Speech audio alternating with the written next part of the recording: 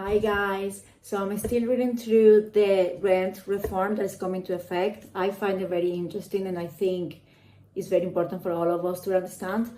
So as you probably know, the 2% cap in increase that was just in place in specific areas in Ireland, now it's been extended to the whole country. So what that means is that rents will not be able to increase in price more than 2% or the percentage of the inflation rate, whichever is lower. Now, this does not apply to new builds. The reason is because the government wants to keep encouraging construction, and there is going to be a cap though, which is the inflation rate, so that they can increase based on the inflation rate, whereas the second hand cannot go above the 2%, and if the inflation rate is lower, that's the one that needs to apply. That to me creates like a two-tier, so you're going to see an increase in rent for the new builds and much higher than the ones that is second hand. But again, that's what the government wants to do to keep encouraging construction.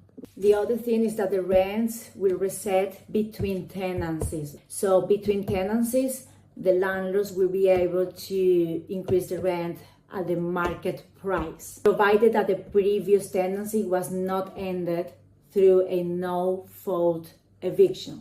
So a no-fault eviction is when the landlord has intention to sell, renovate the property, require the property from a family member, or a change of use. And another one very important as well is that current tenancies of undefined duration will be replaced by 6 years rolling tenancies. So those tenancies that we used to have 1 year, 2 years, 3 years, do not happen anymore. It has to be a minimum of 6 years. Now, in order to terminate the tenancy before the 6 years period, is going to be defined if you are a small landlord or a large landlord. Now, in my previous video, I mentioned to you guys that a large landlord now is considered a landlord that has 4 or more tenancies, not properties, but tenancies. And 3 or fewer tenancies is a small landlord. So small landlords retain some ability to terminate early, like separation, homeless, or returning from abroad. And the large landlords are very limited for the circumstances that they can terminate. But apparently, if it's just, for what I understand, if it's the tenant, the one that who breached the contract, okay? But other than that, if you're a large landlord, it will be very, very hard to terminate the contract. And again, the no-fault eviction will no longer apply for the large landlords, which is 4 more tenancies. Now, I do welcome the 6-year ruling tenancies, but I wonder for the students, say, when you're a student, you don't necessarily want a tenancy for 6 years, so you just want a contract, say, for a year or 2, or if we're moving, so in those cases, if you're a student, you do move a lot. That means every time that you move, it's a new tenancy, obviously. So in that case, that landlord can reset the rent to the market price. That the 2% will not apply to students because it will always be a new tenancy agreement. You get me? Unless you rent like in the campus of your university. But I think the vast majority, they do go to private rental. So I think the 2% cap, it will not be so relevant for students. I found this data that I think is very interesting. So the previous 2% cap was analyzed, the effect, and see if it actually helped the market. So I'll just read this to you. Analysis by housing and legal experts notes that rent caps under the existing system have already constrained the private rental sector.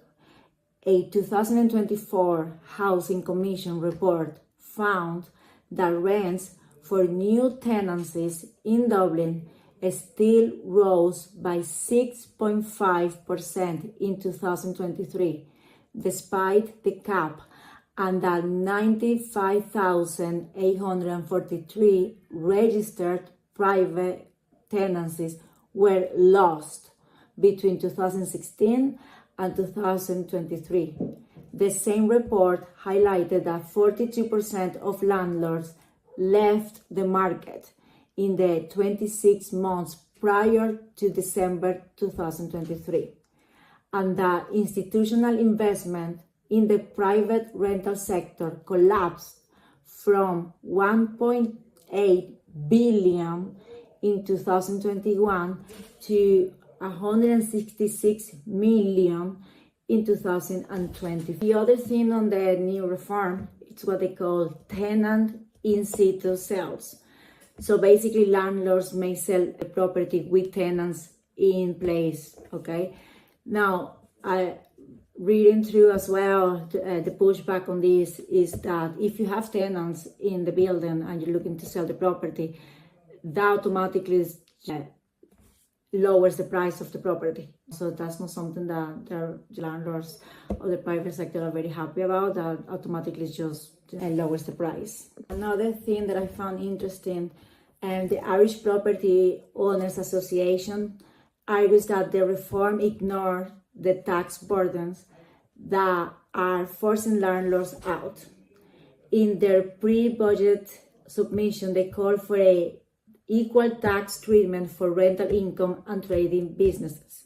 So basically they're saying that, which is true, renting your property, it should be looked as a normal business, paying taxes as well as a normal business, but you don't get the benefits of having just that business. For example, removal of the closed companies surcharge and allowing expenses such as local property tax to be deductible. The Irish Property Owners Association, they're just asking you to recognize letting as a legitimate business and reforming the tax model. So look, I think that that's a fair point. They argue that without addressing these constraints and the tax burden, this reform could actually reduce rental stock and drive more private landlords out of the market. So the data is there, let's see what happens.